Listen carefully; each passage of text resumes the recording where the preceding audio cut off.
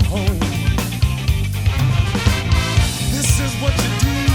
Sit back and let it through. Let us work for you.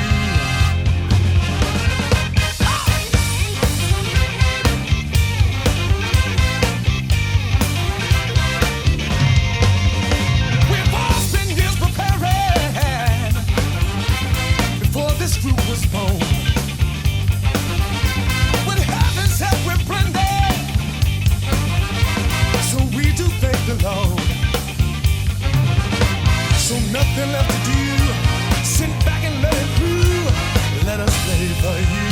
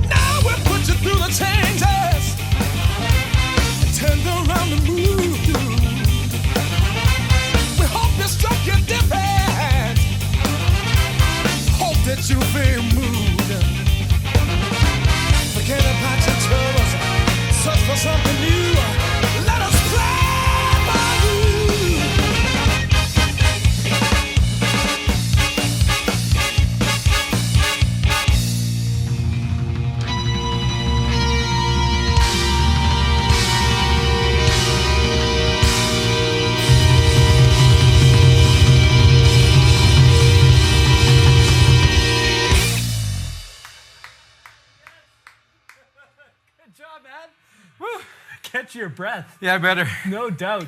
Ladies and gentlemen, Mr. Danny Seraphine. Give him a virtual round of applause. That was awesome, man. The energy was just crazy. Yeah. That's tough song to play, too. Oh, God. Yeah. So catch your breath. I'll just give you a quick introduction. For those who don't know who Danny Seraphine is, he is the co-founder and original drummer of the band Chicago. Crazy huge band who are actually just getting inducted into the Rock and Roll Hall of Fame this year, this April. April, yeah. Congratulations, man. Thank you. Yeah, very cool. You're also the drummer for C.T.A, which is the California Transit Authority. You're author of The Art of Jazz Rock Drumming, which is a DVD you can find. Also the author of autobiography, which is called Street Player, My Chicago Story, which is right here. Great book. Check it out. You also have done a couple CDs with C.T.A, California Transit Authority, Full Circle, as well as... that song we just played, it's called Introduction, is on this CD. There you go. But it's a remake of the off the first Chicago Transit Authority album. That's right, yeah. It was tough to play then, and it's even tougher now at 67, but I can still play it.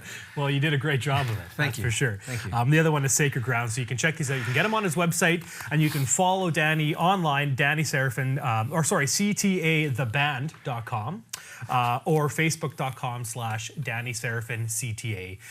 So follow him on there. Grab these CDs, they're awesome. We're also going to give away... On this lesson, we're going to give away both his CDs and a signed copy of his book as well. Thank you so much, man. Oh, you're welcome. Yeah. My pleasure. So how we'll do that is how we do our normal giveaways. At the end of this lesson, we're going to post it on YouTube. If you're watching this on YouTube, just leave a comment below. We're going to give a whole month. So what is it?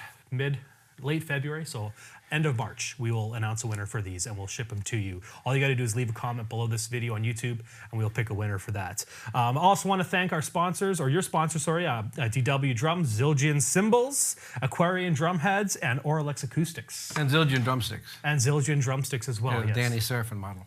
Look at that, yeah. Yeah. And these are, what are so unique about your signature sticks? Well, in the balance point of the stick, it has like a recessed indentation to keep you in the balance point of the stick.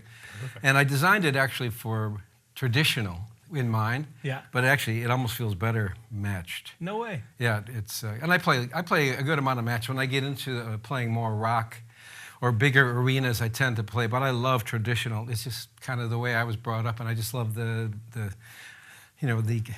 flair of it. I love the culture of the traditional jazz, swing. Absolutely. Well, check out his sticks. Find them at your local music store. Probably check them online. Yeah, it's pretty cool. I can see the indent there. Yeah. Very cool. Thank you again for coming out, man. This is going to be great. It's great to be here. Great to be in Vancouver. Don't. I haven't been there since I haven't played here since the days with Chicago, and one of my great. Mind if I tell a quick story? Go for it, man. Yeah. One of my great memories of Vancouver was when Janis Joplin, in the late 60s, she heard our band. We played Fillmore West in San Francisco, and she loved our band so much. She was so impressed with the horns and the musicianship that she fired Big Brother. No way. And then she put together a horn band. But she really admired the band, and she brought us on tour. And when our first album came out, Jimi Hendrix brought us on tour and Janis Joplin. And one of the places that I really remember playing Janis Joplin with was Vancouver, the big arena here. Nice. As a kid, it was really amazing. Dude, that's great. Yeah. I'm glad that Vancouver has a good memory for you. That's 40-some years ago. Just like yesterday, right? Yeah, lots have changed since then in Vancouver. But anyway, we're going to talk today about jazz rock drumming, the art of jazz rock drumming, similar to some of the stuff you talk about in your DVD, but just in a live kind of version of it. Exactly. And if you guys like this stuff, if you are new to this video, if you're watching it live for the first time or you're watching it on YouTube and you kind of like what you see here, we do this stuff all the time. We bring in great drummers like Danny. We do lessons every single day, and you can sign up for a free trial if you wanted to check it out more. www.drumeo.com/trial. You can get yourself a free 30 days and come hang out with us throughout the week. And so I'll kind of leave it there, and I'll let you talk about the art of jazz rock drumming. There is an art because it's like a license to steal. Okay. It's wonderful because it opens up to Latin, it opens up to classical, but if you start it with let's just say you start it with just a rock beat, let's say this song, this last song, let's just play as if it were straight rock. So.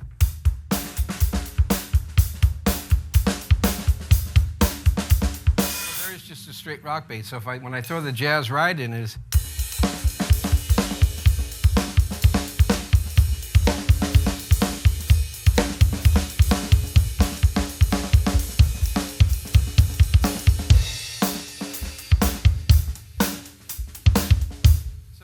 it's kind of the fusing of the two styles seamlessly, and it works. It really does work. It's just you have to whatever's going on around. But that particular song, rhythmically, you know, it really lent itself to that. Even though, you know, that's what I was aspiring to do, because I was trying to break out of the tradition of just rock or funk and add the jazz things that I was learning, you know. And that's kind of what this was a byproduct. And this particular song was really one of the first times I was challenged and actually accomplished really pulling it off on record. Yes. You know, on record, because it was, you know, like I said, it's from the first Chicago album. But, you know, it's just, basically, it's really not that difficult. I don't think so. You know, this is the jazz right. So with a regular jazz player would play 2 and 4 on the high B. 4, 1, 2, 3, 4, 1, 2, 3. Well, what I do is I just,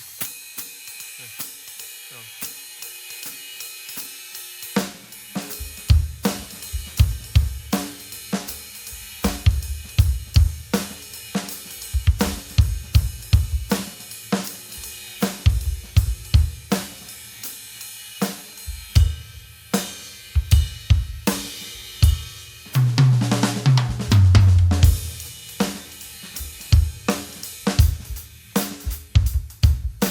Now, if you can speed it up, right?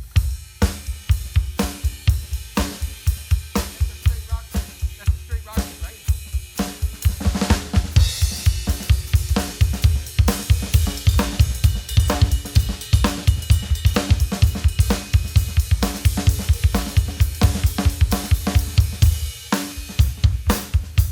So the transition, the great thing about this is you can have a section in a song and a straight section of.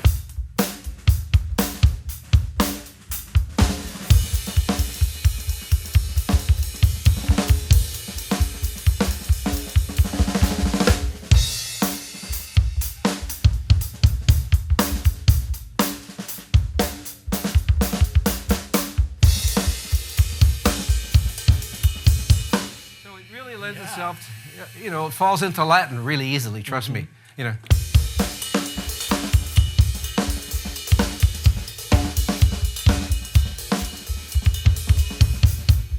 I mean, it's like I say, it's a license to steal, because all of a sudden you have all of these rhythm working together, and it can go a number of different directions, but obviously it has to go the direction the song is going. Of course, yeah. And the wonderful thing is it can break down to just simple rock then, you know? Yeah. And then you could break into a section, a solo section, a guitar solo or horn solo and jazz it up, you know? Yeah, and it's make it really fiery, you know?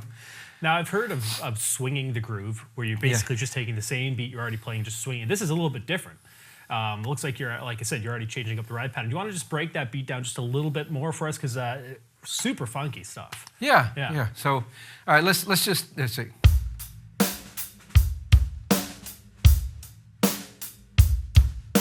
the simple rock part of it.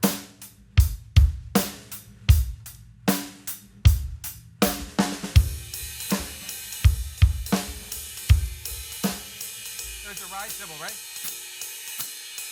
Now, the jazz player will do this. 1, 2, 3, 4. That's why jazz players have such a hard time playing rock, is because they try to play rock with this. It has to be in the quarter note. So you hear so.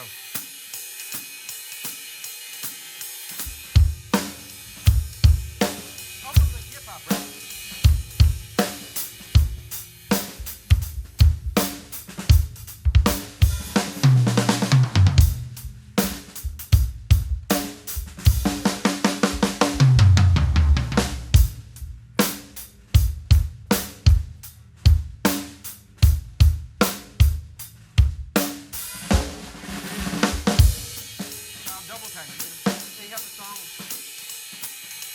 You have a song, you could break it into double time if you want, but it's really, the pulse is still here, right? Yeah. Double time is 1, 2, 3, 4, 1, 2, 3, 4. It's a wonderful thing to get control of time and play with it, but yet keeping it right at the foundation of, right? 3, 4.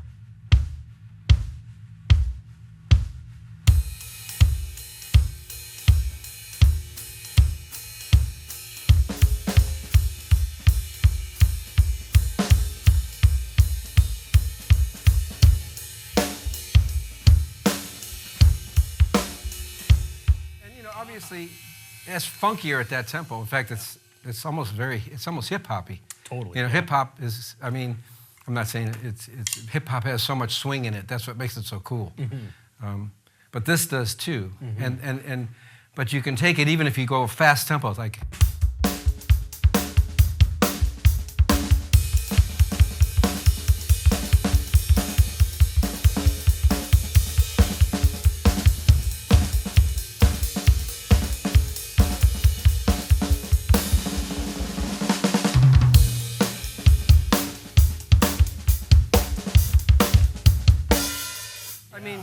Like I say, it's a license to steal because once you get comfortable with playing off the quarter note instead of off the eighth note, right? I mean, in jazz, obviously, that's their quarter note. Is their 1, 2, 3, 4, 1, 2, 3, 4, 1, 2. You know, I cut it in half. So that's in essence how I was able to do it and swing and yet rock it. Yeah. Whereas the jazz guys would try to play rock that way, and it didn't work. It was stiff. It was, you know. I mean, a lot has opened up since then. Yeah. But I happened to be in the right place at the right time, trying to do something different. Something, yeah, totally, yeah. And there's a couple of songs in particular that have this. Well, obviously, the first one you just played, Introduction. Yeah. I guess Saturday in the Park is a good example. Does anyone really know what time it is? Yeah, does anybody know what time it is? It's like, you want me to play a little bit of it? Yeah, sure, play it. Okay, the cool thing about that is it has a horn, ba ba ba ba ba. Then it breaks into 5, right?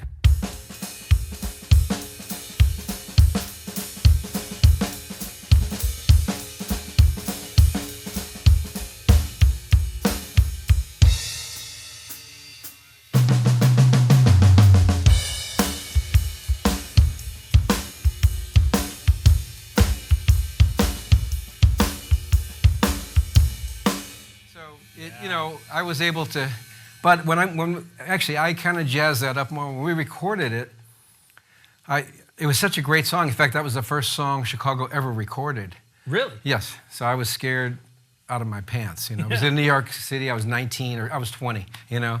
Wow. And I thought to myself, how do I swing it like Buddy and keep it rock?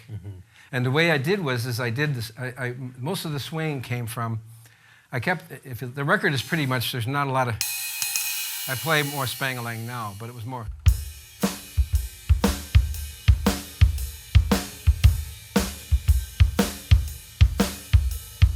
the verse was.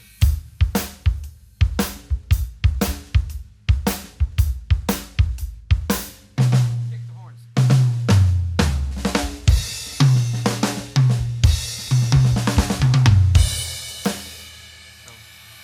So, is that how you would recommend, like, for someone wanting to give this style a try? Because you're really also digging into the bass drum too. Like, all the rules of jazz kind of get thrown out the window here. Yeah, they do. You're just keeping a couple things, and the only rule that I keep is I swing. That's it. Yeah, and I mean, my bass drum is very heavy. I'm very heavy-footed. I mean, unless I'm playing something that really has to be dynamically jazz, then I'll feather the bass drum, but I got a heavy foot. Yeah. And that's from playing funk and rock. Yeah. You know, but I think that's the best part of my playing, really, is my foot, my feet, and, you know, and then the technique with my hands and sophistication, and then blending it into grooves, you know, that groove, you know? Yeah. So what would you recommend then to like a beginner who wants to get into this style or wants to maybe morph a beat that they're already playing in their band and swing it more, add some jazz elements to it? Well, I think you got to get proficient with your triplets because triplet is the base of swing, you know, the triplet feel, you know. So, you know, work on your triplets, right? And, you know, you have to learn how to swing a little bit, even if it's just play with some swing records. Play some, you know, some easy swing records. Frank Sinatra is a great, you know, and get the feel of swing, and then start relating it to rock because it's all related. Music is all related. You just have to find that common thread that runs through everything. Yeah. You know, so, you know. So you get used to a pocket, that pocket. This is a different pocket. Rock is.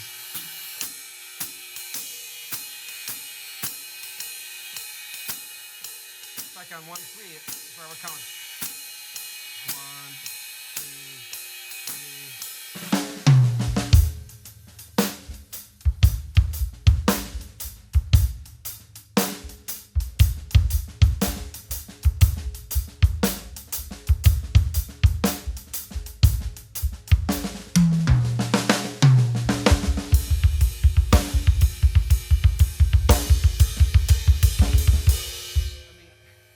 I'm sorry.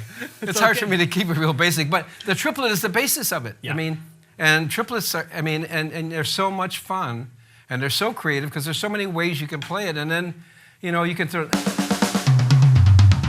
16th notes. Really cool drummers do that. You know, the drummer that used to play with Jack McDuff, and no one's ever heard of him. His name is Joe Dukes. But I'm a man solo. I'm stealing from him and Gene Krupa like crazy, you know, because he'd be playing swing. He'd be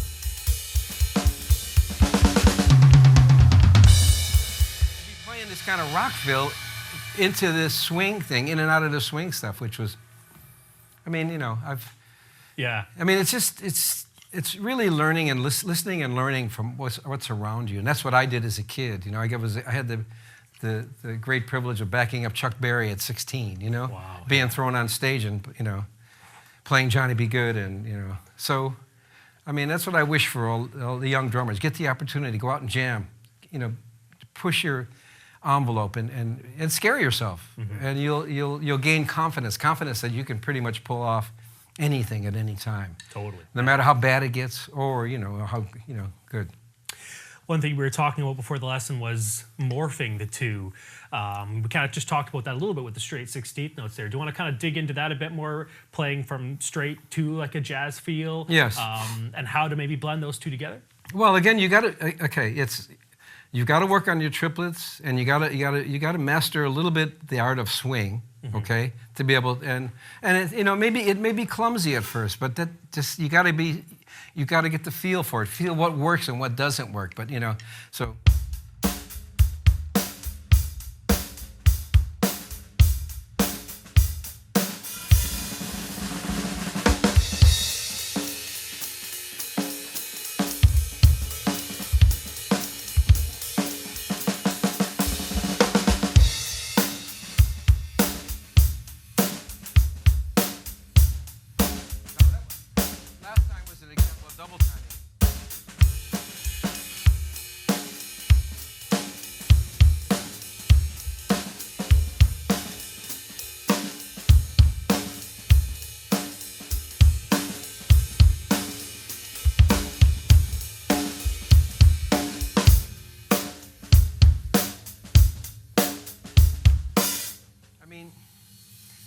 It's a constant, keep in the groove. Don't lose the groove. Whatever you do not lose the groove. It's the cardinal sin of anything, any drummer.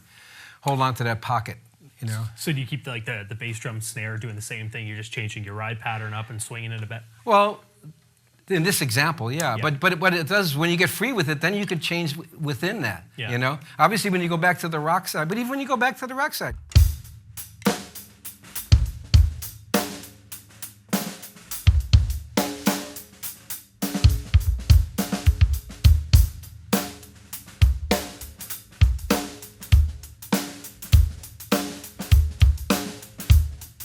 Wonderful on the hi-hat, as you can hear, yeah, right? That sounds great on that. You know, you can do so much.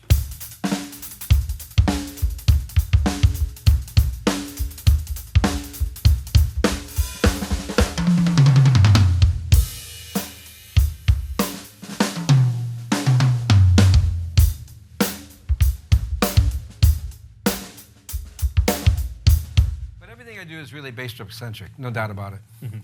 You know, like you say, when I play swing stuff, I do break the rules unless I'm in a very strict swing situation, and then I have to really, you know, make sure that I'm. Sometimes no kick. But that's the beauty of what we do. Yeah. It's an open palette, you know, and it's as good as you want it to get with as much as you're willing to put into it. Totally. You know? Yeah. But what about drum fills? well, fills are. Probably what I'm more known for my fills than I think anything, you know. Besides the jazz rock thing, I think my fills are a trademark of mine. And I was fortunate to be in an era when they would encourage me to play more fills. Like if you listen to Beginnings, the producer, that was the first time that they had recorded, drums had been recorded in stereo. Yeah. Right? It was really the first time, I think. Yeah. I'm not 100% sure, but that's what the producer told me. So he was in the booth signaling me to play in the vamp because the vamp was really intense. And I'm playing, so basically it's almost like one continuous drum solo. But my rule is you never step on the vocal, right? You got to make sure you don't step on the vocal. And you've got to really try to stay away from whatever the dominant instrument is, unless you can do something that really blends with it and you guys are connected and you've done it. But you know, the thing is you want to complement what's going on around you. You know, like there are fills that set up song. Like this is a fill that set up a song called "Old Days." It was a big hit for us, but it's just a real simple.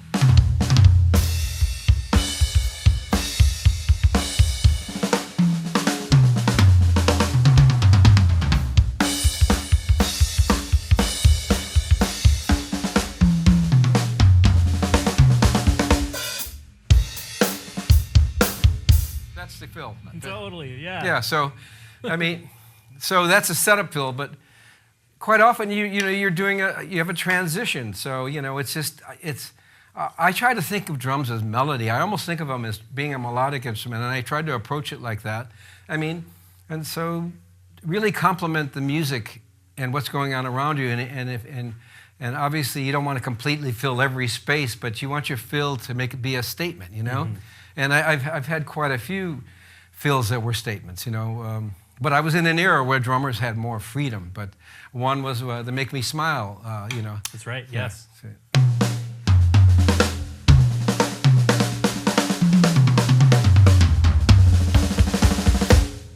That was a combination of Gene Krupa, Buddy Rich, and Danny Seraphine, you know? Yeah. And I thought that one out, you know? Yeah. So that really utilizes your kind of concept on jazz rock type of thing. Maybe can you show us a couple other examples of some jazzier rock fills that have really done well or that you use quite often?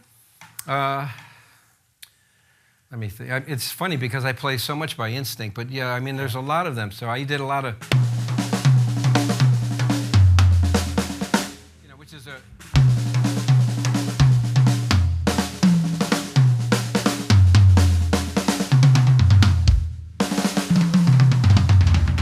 like a song called "Alive Again." So it was let's see. So it was a.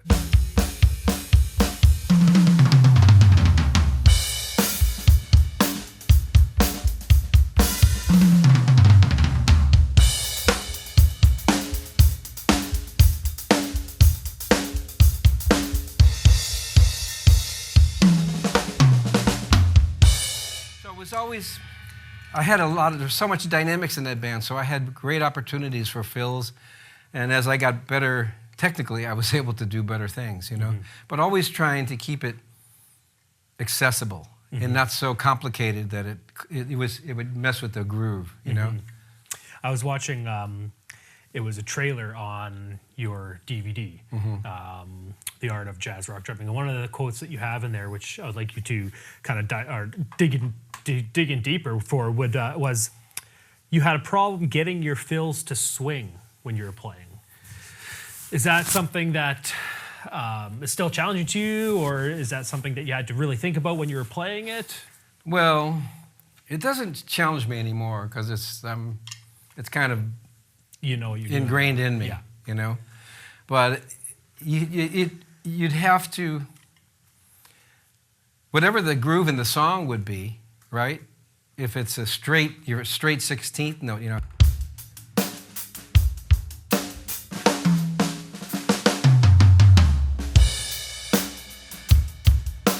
Or if it were a shuffle, let's say, you know, if it's a shuffle, then it's going to be a triplet fill.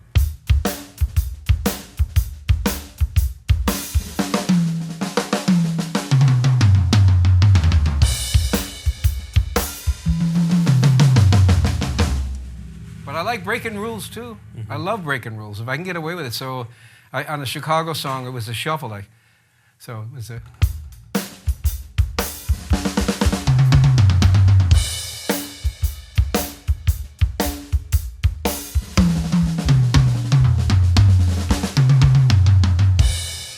So blending the triplet and the 16th note and 8th note, where you do a combination, right? Where you started off. Let's say you have a shuffle, and you'll start out with a straight fill, but you come out of it in a triplet like.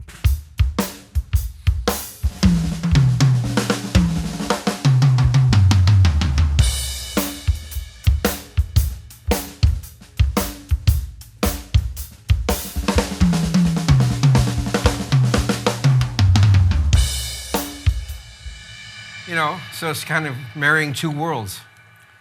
How did you practice that one up? It's just all by feel, hey?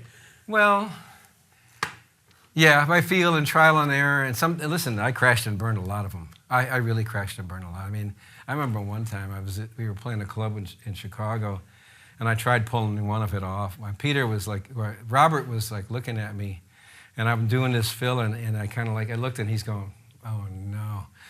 I barely pulled it off, but it was like, I had some crash landings, believe me. Do you ever do that kind of concept in beats too? Like where you're merging the 2 meters, like a 16th and a triplet kind of thing? Do you ever do that in a beat? Probably, let me think.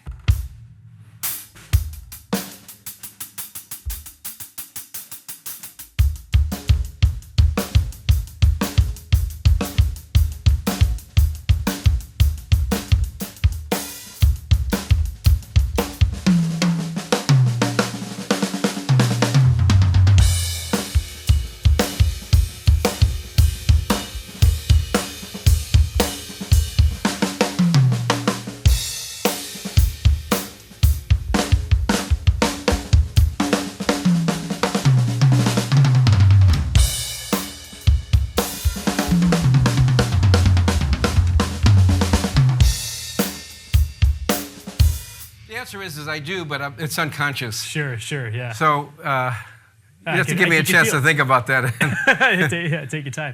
Okay, so give us some tips. Give the drummers out there some tips of how they can apply this to their band, start practicing this style. I know you kind of said already to get the triplet meter down, so we know that. You also mentioned locking your hi-hat foot on the quarter note instead of just the 2 and the 4. Yeah, I use my hi-hat as my timekeeper. Okay, yeah. You know, when I'm not playing double bass drum, and I had just had foot surgery, so I'm not doing a lot of double bass drum. So I think developing triplets is one thing, and obviously rudimental stuff is great. It really helps.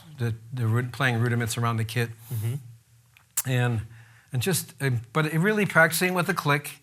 Really getting your inner clock on, you know. It's just developing your technique. You know, the molar technique is to me it's a wonderful technique that just is useful in rock. Yeah. Obviously, it was built for drumming, marching, orchestral and jazz. It works wonderful with jazz, but it's really a wonderful, tool to get more out of your hands and.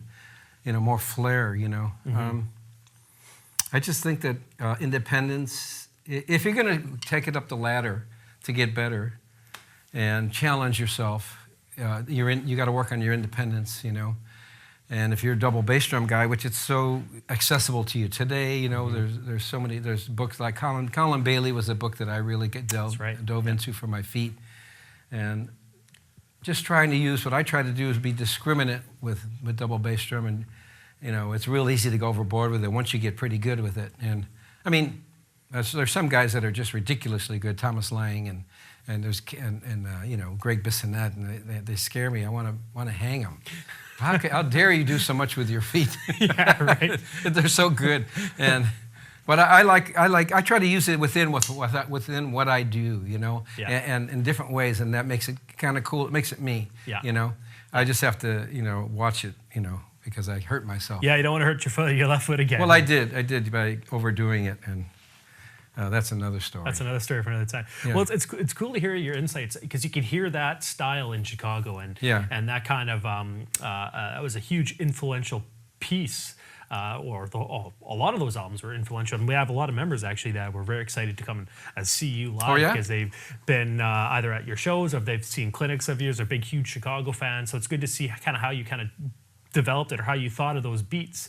Because when I listen to a lot of songs and I try to play along and break them down, I'll listen to the groove and I'll try to copy it as much, but I don't really get into the mindset of what you were doing or how you were thinking, like Gene Krupa meets rock and all that kind of stuff. So it's really cool to see. Yeah, I mean, and I also came in an era where there was so much freedom. It's a little bit harder for guys now because you got to work too. Yeah. And to be honest with you, it's equally important.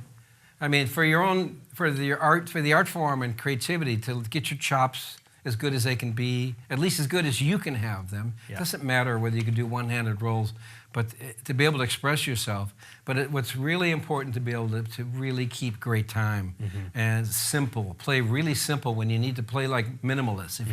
And that was a hard thing for me because when Chicago moved into that era, it really threw me a bit, But it was, like play like Ringo, play. Like Charlie Watts. Charlie's a fine drummer, but I mean, they really focus on the pocket. And now at my old age, I really love being in the pocket. Sitting back in the pocket. Unless I have to be on top of things, but I prefer to be a little bit on the backside and sitting there. And I don't like people playing. I look at it, if a bass player is playing on top of me, I'll say, no, don't do that. Don't you dare. Or yeah. Yeah, I'll just say that. it's I just think that it's important to be as good a musician as you can be. Not just be a good drummer, but be a good musician. Play with taste and good time. Make everybody around you sound better. Yeah.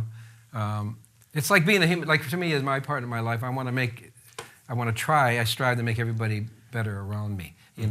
As a musician and as a man, I try to make things around me better. Yeah, you're a very positive guy, that's for sure. Yeah. Most days, some days, I can be the Prince of Darkness. So. Anyway. I haven't seen that yet, no. Danny. So hopefully the weather stays good all this whole time you're here. Let's get you to play another song for us, if you don't mind. Sure. We have one called Antonio's Love Jungle. I love the title, don't you? Yeah, it is. The Love Jungle of Antonio. Which album is that? It's the California Transit Authority, our first CD, Full Circle. Full Circle. So you can check that out if you guys like this song. But yeah, take it away, man. Okay. Yeah. Yeah.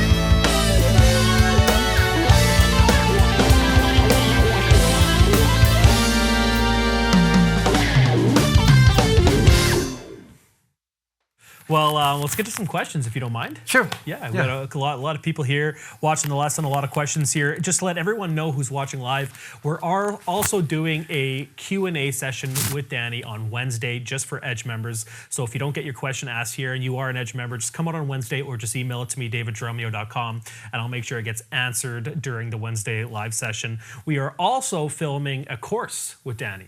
It's a really cool course, actually. It's just going to be breaking down Chicago grooves. I mean, how cool is that? I think it's going to be awesome. And a couple fills, too. So that's coming out for Edge members in the future. I'll start at the top. This one is from a member named 57 to Heaven. He says, just when I thought Drumeo could not get any better, Danny Seraphine shows up as a guest.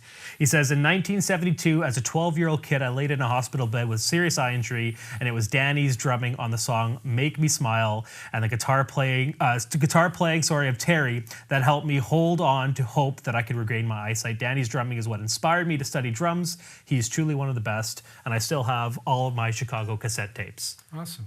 Yeah, very cool. Thank man. you. That's inspiring. Thank you. Danny says, my sister took me to Chicago live in the early 70s in Chicago. It was awesome. And I noticed then, or even then, you used the use of your toms and limited cymbals. It seemed whenever I expected a cymbal, you wouldn't hit one. I thought it was really unique. And can you speak on how you determine a cymbal versus a snare versus a tom hit during a song and during fills? That's a difficult question. It is a difficult question. No, it's okay. Let me try to. I love cymbals, so fills are for when it transitions from section to section. Yeah. I can't imagine I was probably either crashing in between or crashing at the end of it, or crashing one to keep the band in time. Mm-hmm. But the fills I use to set up something, or if I get a section in a song. I would, like Make Me Smile. I get 4 bars. Well, hello. Yeah. and there are other songs where I had some nice big gaps to fill, and tried to do it tastefully. But it's just instinct for me to decide whether I'm going to crash or not. But in this day and age, whenever I'm in doubt, I crash. When in doubt, go for the crash. Yeah, and roll. Yeah. Yeah. So it was more of just an interpretation thing from you. More of interpretation, yeah. and it could be that night I didn't feel like hitting a lot of cymbals. It could be that night that I was really trying to stay away from cymbals, which happened. Yeah, I guess so. I mean, he was there, and I believe him. There you go. Yeah. Here's one from, you might know this person, Dave Wheeler. Yeah, I know that. Says, please say hello to Danny on behalf of a mutual friend here in Golden, Colorado. Kathy Sanders, my neighbor, and a former sound engineer from Chicago. Danny even gave her a drum set. Oh. There you go. I gave her a drum set? Yeah. Which one? Ask her which one. Which one, Dave? Also, many thanks. I'm looking to get some of them back. I might buy it back from her for the Hall of Fame. Seriously. Yeah, Dave Wheeler emailed me. Which one did I give her? Or submit right now if you're still watching. Which drum set did you give her? Because, see, he wants it back. Well, no, but I would buy it back or something. There you go. Or trade her a new kit. Yeah. I'm serious. Just trade her a couple lessons for it. Lessons? No, but I would give her. I'm not going to take drums away and not give drums back. True. Yeah. But it would be great. I was, this is. Can I tell this is a side story? Go for it. We have limited time. Go here? for it, man. I want to hear this. I had all these kits. Like if you look at the one picture of me where I'm wearing the newsboy cap, and that was that Slingerland. Yes. Copper. It was a copper finish, Yeah. I gave it to Kenny C.T.A, Peter's younger brother, although he's almost 60 now. I still call him a kid. And he trashed it. He played it and trashed it, and he brought the snare drum back to me, which is so cool. But nice. I wish I had that kit back. I mean, I didn't realize our music was going to last for 45 years. And right. the kit that I gave Kathy, I'm curious if it was one of those Chicago kits, Oh my goodness! But I mean, Kathy, wherever you are, I'll get you. I'll give you one of my DW kits. There you go. That's wheeling and dealing. All right, I love it. Here's one from Gary T. Says, Danny, you are one of my favorite drummers of all time, and congratulations for being inducted into the Rock and Roll Hall of Fame. Thank you. Says, and I'll see you at the Cutting Room on April 9th. Awesome. There you go. Who is that? Gary T. Gary T. Gary T says that. Okay. Here's one from R. Via. Says, when did you start using double bass pedal? Well, I started using double bass drum in the late 70s, actual bass drum with Chicago. Yeah. Because I just wanted to delve into it, and I messed around with it in the garage, and I felt like because I had such a good right foot, I wanted to. So I started using it. So when I came back, I stopped playing for 15 years, if you knew that, from 1990 until 85, right? No, so, what do I mean? 2005, excuse me. And then I started playing again. And I said to myself, I want to make my left foot as good as my right. It was a big mistake. I hurt myself doing it.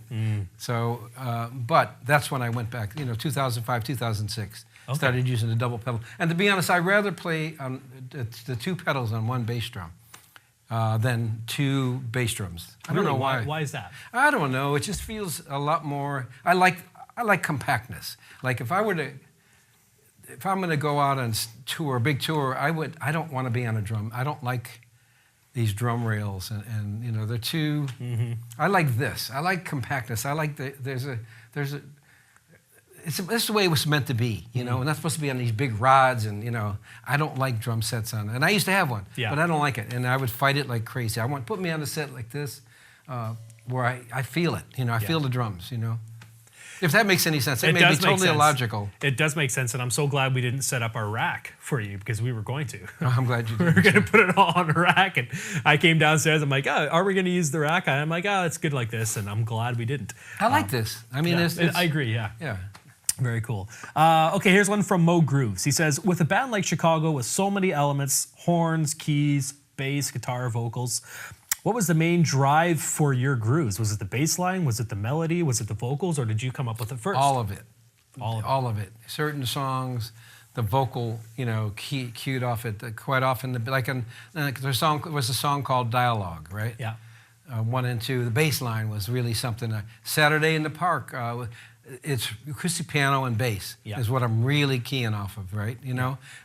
Some of the jazzier, like Introduction, I'm playing off that horn ensemble. I'm kicking it I'm thinking, how would Buddy kick it and play it like rock? Which is probably why he liked my playing, because he heard me kicking horns like the way he did. I mean, I'm never going to be as good as Buddy, nor do I. I mean, I gave that up. Yeah. After the first time I heard him, and I wanted to quit. Yeah, right. That's really cool, actually. I don't know if you guys know it there, but Buddy Rich is quoted in an interview on saying one of his favorite drummers, or one of the drummers he really looked up to at the time, was Chicago's Danny Seraphine. And what a huge honor. Yeah. That is. That was the ultimate endorsement. Right? Yeah, I still milk it. No kidding. I still milk it. That's awesome. Yeah. Wally H asks, do you have any, does Danny suggest that drummers learn how to read sheet music? I think reading, I've never been a good reader. And I've tried. I mean, I can read, and there have been times when I have been good, but you have to keep reading to stay good. I think it's really good to read. It's really good to read. I mean, it's really going to help you get more work. But don't be so dependent upon reading that you can't get off the page. Because to me, it doesn't get really good until it gets right here. Now, Buddy, if you look at, I'm making a lot of noise here. No, that's good. If you look at Buddy didn't read really. I don't think he could read. But so that's why his stuff, when you're reading, it goes from here to here to here. When you've got it in memory and it's in your fingers, it's right from here to there. It's like, so reading is a great thing, and I highly encourage it. But so is playing with heart and soul and getting off of the page, I mean, but it's a great tool to be able to read, yes. Cool. Yeah. Cool. A couple other questions. Here's one from Danny. It says, any tips for traditional grip playing and drum setup? Just started playing drums last fall and gravitated towards traditional grip. So what are your tips on traditional grip? I love traditional grip. Yeah, you're saying. And unfortunately, I see it disappearing when it really worries me, because I play both ways. And I'll play. Can I play now? Okay. Absolutely. Yeah. So I'll give you an example of going between traditional and match. So let's say it's a rock tune, right? Okay.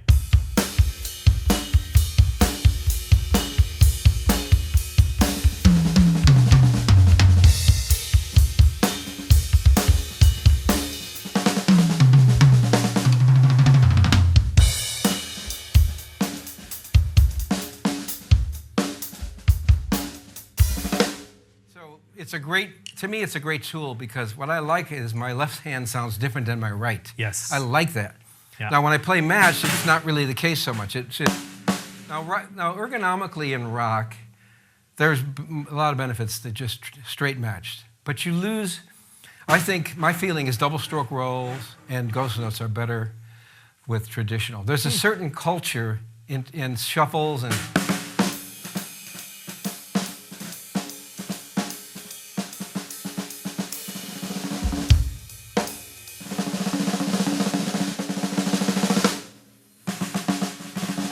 There's guys that do great press rolls match, and I'm not one of them. You know? Yeah. But I just love the traditional grip. Do But I think doing both. I think it's like adding a whole bunch of colors to your palette as an artist to be able to play. I talk to a lot of drummers, rock cats, who say, man, I just can't do it. You got to work with it with a pad. You got to practice, and you got to build this fulcrum. You got to build this muscle. And you know, what I find is when I'm playing shows, a big show, and I got to play big. I'll find that if I start getting tired, I'll go to matched. Or if I start getting tired of matched, I'll go to traditional. Almost gives me more endurance. Gives you some extra endurance, yeah. I can see that. You don't set your kit up any different because you play both, I guess, right? Yeah. I mean, well, if obviously if you're going to go strict tradition, then you tilt your snare drum. Well, look at pictures of Buddy Rich and Gene Krupa. Yeah. There is obviously tilted like this. I mean, I'm not going to change my drum now. Yeah, sure, so, but we get, Yeah, but it does lend itself. But because I do both, I keep it fairly flat. Sometimes I have a little angle for traditional, as long as I'm up high enough that when I do go matched, I'm not on the rim automatically. Cool. Dave Wheeler got back to us and said Kathy said that Ken Jones sent it to her, and it's a red Slingerland jazz kit. Red Slingerland? Yeah. Oh, wow. So he wants it back. Oh, well. Ken Jones was my drum tech, the late Ken Jones. He was a wonderful human being. Yeah, cool. Yeah. Cool. Red. Ask her if she could send me a picture. Send it to Drumeo and you could forward it to me? Email dave@drumeo.com and I'll pass it on to him. That'd be great. If we could hook something like that up, that'd be awesome. Cool. That would be so cool. Okay, I got a couple more questions for you and then we'll wrap it up and you can play us out with one more tune. Yeah. Okay. Here's one from Gary. Gary, your buddy down in LA says, Danny, how do you pronounce my last name? Stanionis. Stanionis. Like Italian. He's Italian, but he's Italian-Greek. There you go, yeah. I've talked to him on the phone, but I haven't... Stanionis. So I haven't actually met him yet, but... No, he's a great guy, and we've gotten connected, and it's going to be a great team. Gary and I.